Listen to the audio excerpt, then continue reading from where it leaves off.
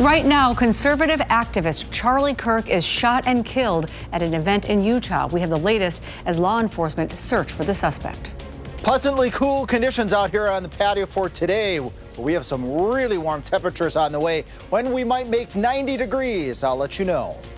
And later, Madison police are reviewing an incident outside a nightclub for potential use of force issues. And we welcome you to News 3 Now at 6. Good evening. Thanks for joining us. I'm Eric Franke. And I'm Sarah Carlson. We begin with continuing coverage on the shooting of Charlie Kirk. The 31-year-old died after he was shot at an event in Utah.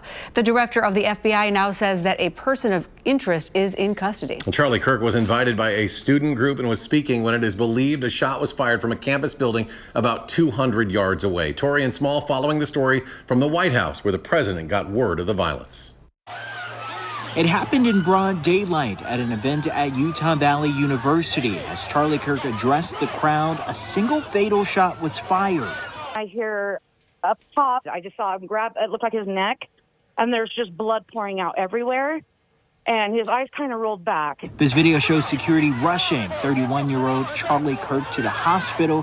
The panicked crowd ran for cover. It's traumatizing, it scares. I don't even want to go to school tomorrow. President Trump confirmed the death on Truth Social. Kirk was a rising star in conservative politics and a fierce ally of the president's. He was a co-founder of Turning Point USA, which advocates for conservative politics on university campuses. Well known to CBS News chief Washington analyst Bob Costa. I have covered Charlie Kirk for a long time, have spoken to him at so many political events over the years. This is someone who has galvanized conservatives across the country. He is seen as someone who was really able to gather the Trump movement, especially those under 30, and make them into a force. Students streamed off campus as news spread, and from both sides of the political spectrum, lawmakers condemned the shooting, calling for an end to political violence. Torian Small, CBS News, Washington.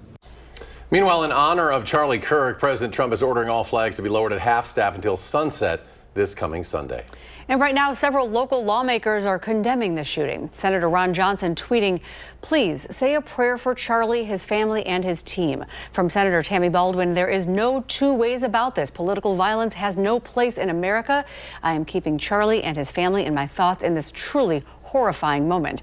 And Representative Derek Van Orden also released a statement reading in part, "I am praying fervently for Charlie Kirk and his family. Whoever does not condemn this is part of the problem." Meanwhile, Representative Mark Pocan also reacting, "Political violence is never acceptable. Gun violence is never acceptable, never." And with yet another politically motivated violent attack, many are left thinking, what's next? News 3 Now's Jalen Banks spoke with a political strategist on the potential ramifications of this shooting. Jalen? Eric and Sarah, the death of Charlie Kirk highlights an unfortunate recent string of political-related violence in our country. Last summer, we saw the attempts on, at the time, then former President Trump and his life at a rally in Butler, Pennsylvania, and another time in Florida, the assassination, as well as a Minnesota lawmaker earlier this year. And in our state here in Wisconsin, threats were made against Congressman Derek Van Orden, and an office of Congressman Glenn Grothman's was set on fire. Earlier, I had the chance to speak with political strategist Brendan Schultz, who tells me he's never seen incidents like these so frequent in his career. You're creating a situation where those people who are in public office, and it could be from the town council to the city to the state to national office, are they going to spend every minute of the day looking over their shoulder, wondering if somebody is honked off at them for something that they did, voted for, or said?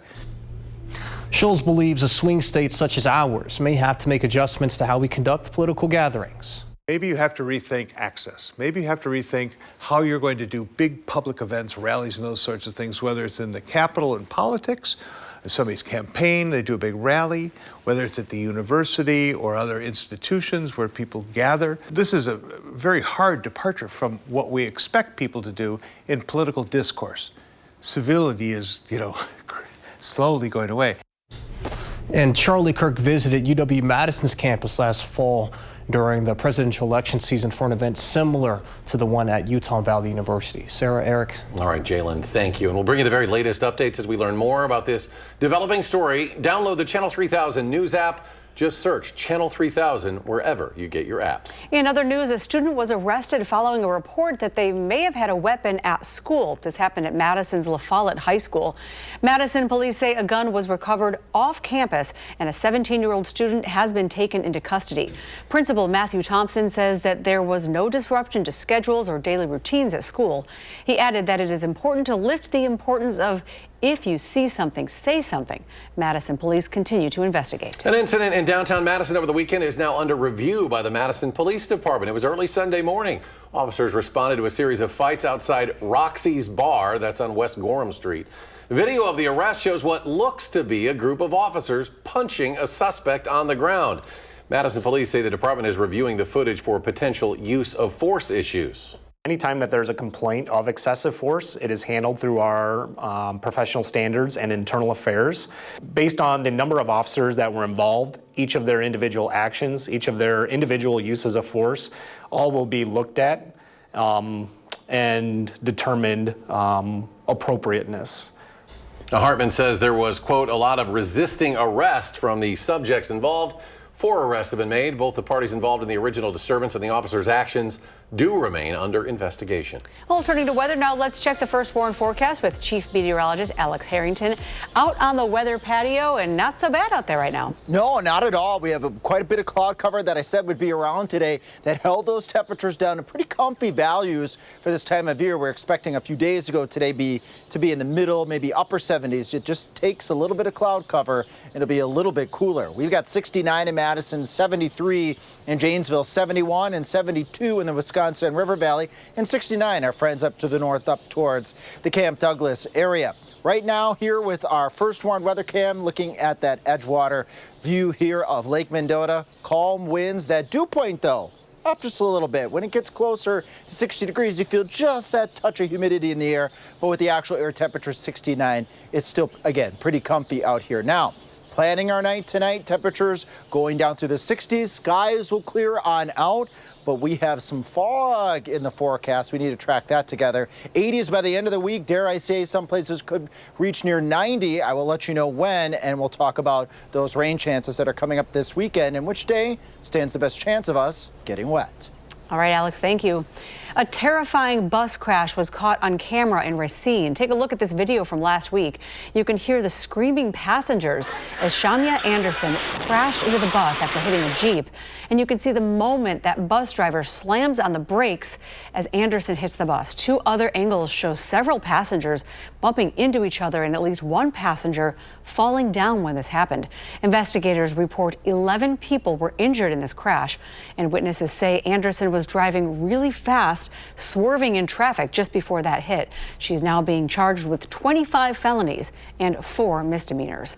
Well, with the return of football season comes the return of U.S. Senator Tammy Baldwin's Go Pack Go Act. Now, the purpose of the act is to make sure all Wisconsinites can watch the Green Bay Packers, and our Ellie LaLiberte spoke with Senator Baldwin about this proposal. Ellie?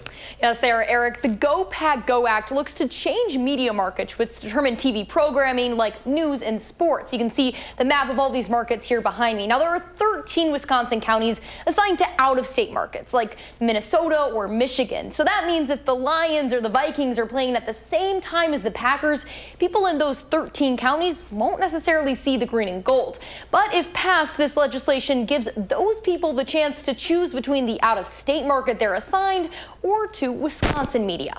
That should be your choice, not just a mandate from the cable or satellite provider.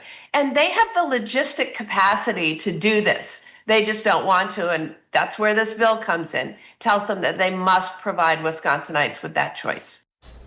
Now, Senator Baldwin has introduced a version of this bill to change these markets the last 5 sessions of Congress. It has never passed. She says this time, though, it has bipartisan support. All right, Ellie, thank you. And coming up on News 3 Now at 6, what a new report is saying about children and obesity. Plus, car crashes remain a leading cause of death for youth in the U.S. How you can make sure your child is in the correct car seat.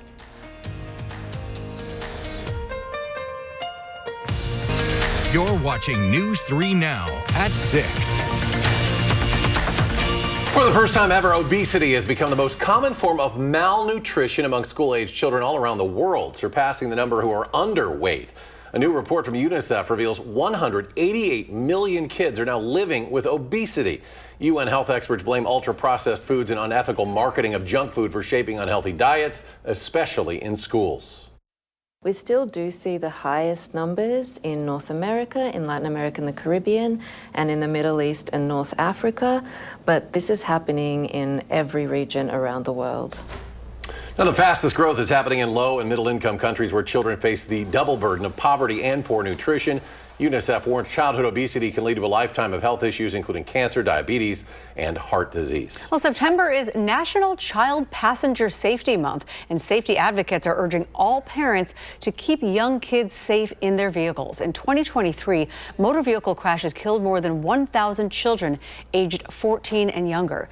Health experts say the most important thing parents can do to keep children safe on the road is to use the right car seat in the right way. First, make sure to buy and use the correct car seat. Very young children need to be riding in rear-facing seats until they hit that maximum weight and height suggested on the seat. And if you've thrown out the instruction manual, most of these car seat manufacturers have really helpful websites where you can find that manual and figure out what that height and weight limit is. And then make sure that seat is properly installed. The Safe Kids Worldwide organization says to use either the seatbelt or lower anchors to secure it. Do not use both at the same time. And forward-facing seats need a tether with the seatbelt or lower anchors. A properly fitted harness can also provide protection. I remember when we used to have to learn all that stuff. Oh, I yeah. don't remember it anymore. It's been a while. Yeah. Still ahead, our Coach for Kids campaign continues. Plus, we look ahead to the weekend and some events planned in South Central Wisconsin. And warmer temperatures are on the way. Alex with his complete forecast after a short break.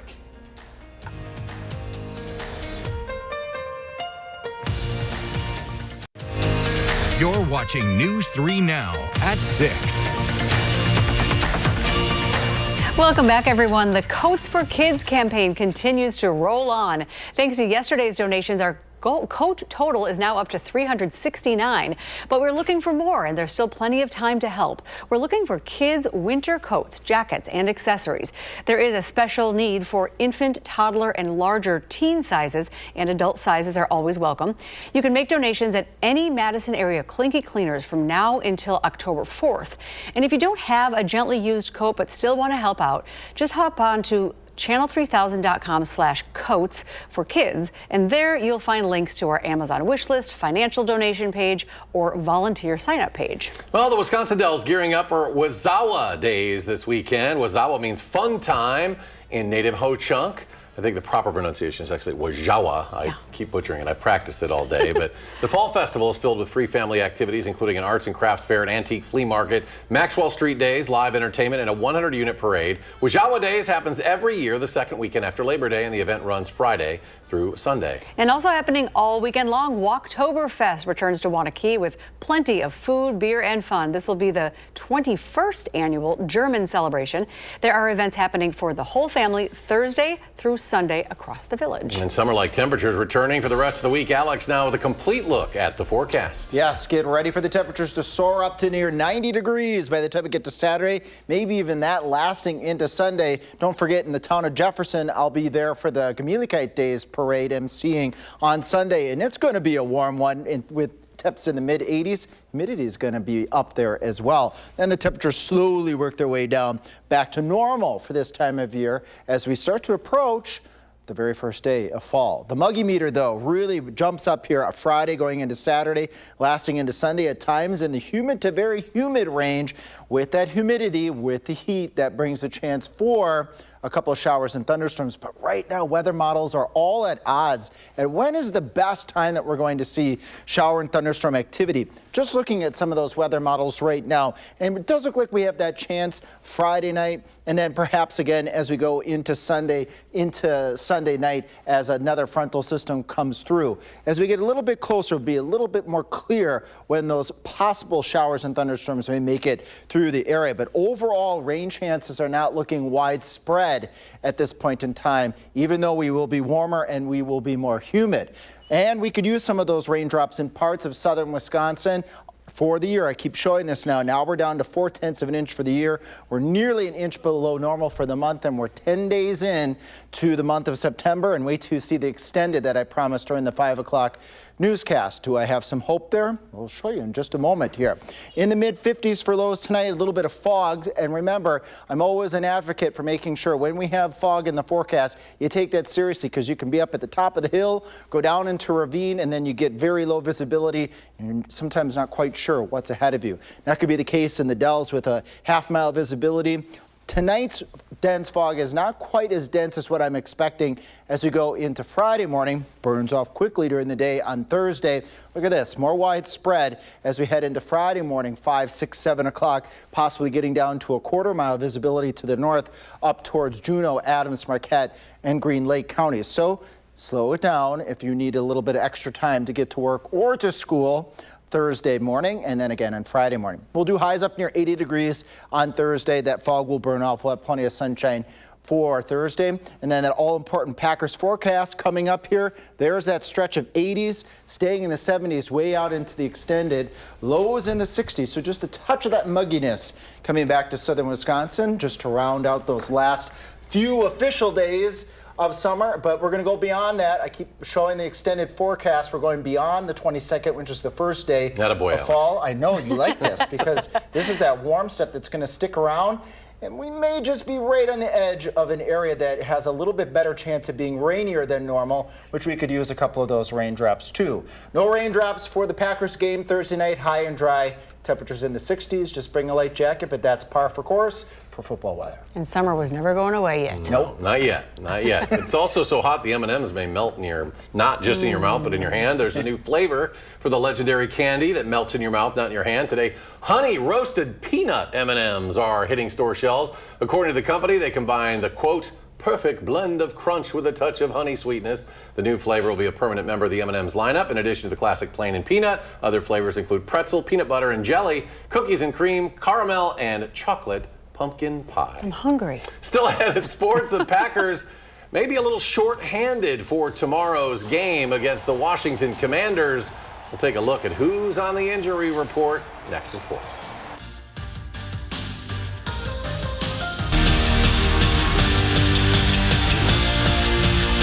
The Packers are back in action tomorrow night when they take on the Washington Commanders. However, they may be missing a few key players. For more on who's on the injury report, we check in with senior Packers writer Jason Wilde.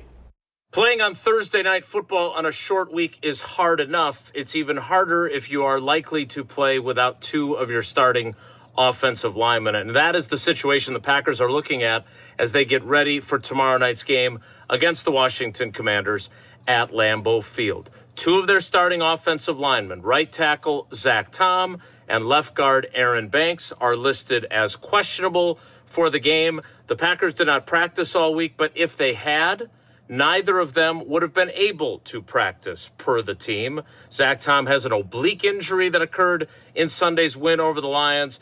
Aaron Banks has both ankle and groin injuries from that game, so it appears unlikely that they will play. Now, questionable covers a lot of ground on an NFL injury report. Micah Parsons, for example, with his back is technically listed as questionable, but he is very much expected to play and probably even more snaps than he did in the first game against the Lions. And make sure you're following all of our Packers coverage at channel3000.com for free, and you're signed up for our newsletter so you get our Packers coverage delivered directly to your inbox every single day. In Green Bay, Jason Wilde, channel3000.com. All right, Jason, thank you. And don't forget, you can only watch tomorrow night's game through Amazon Prime, so you'll have to create an Amazon Prime account. If you already have one, you can watch the game. If you don't, you may be able to start one of those 30-day free trials, but it is $14.99 to start the month of Prime. Kickoff set for 7:15. And the Wisconsin Huddle is back for its third season this week. We're bringing Wisconsin sports directly to you, the fans at home, with exclusive insights from the players and behind-the-scenes access that you won't get anywhere else.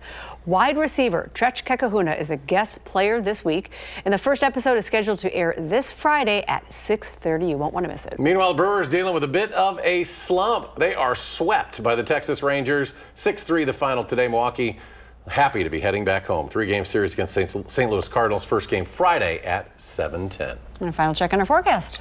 Warm stuff. Where's fall? Fall's not until Monday the 22nd, and even going out to nearly the 22nd. We're going to stay warm, but heads up. Patchy fog tonight, patchy fog tomorrow night. Give yourself a little extra distance between you and your fellow commuters tomorrow morning before work and before school. And then here's that summer-like forecast. Look at this. 80s all the way through pretty much the majority of the forecast here until we get very late in the 10-day, even as we head out towards the first of fall. Right now it's looking warmer than normal. Maybe we can get some wetter than normal conditions to move in to the area so that we can get a little water in the ground, because we could use some water at this point. We could use some water, and actually I'll take the perfect summer-like weather. Yeah, it's been a dry spell, no doubt. Yes. Now, we also yesterday talked about the Badger game.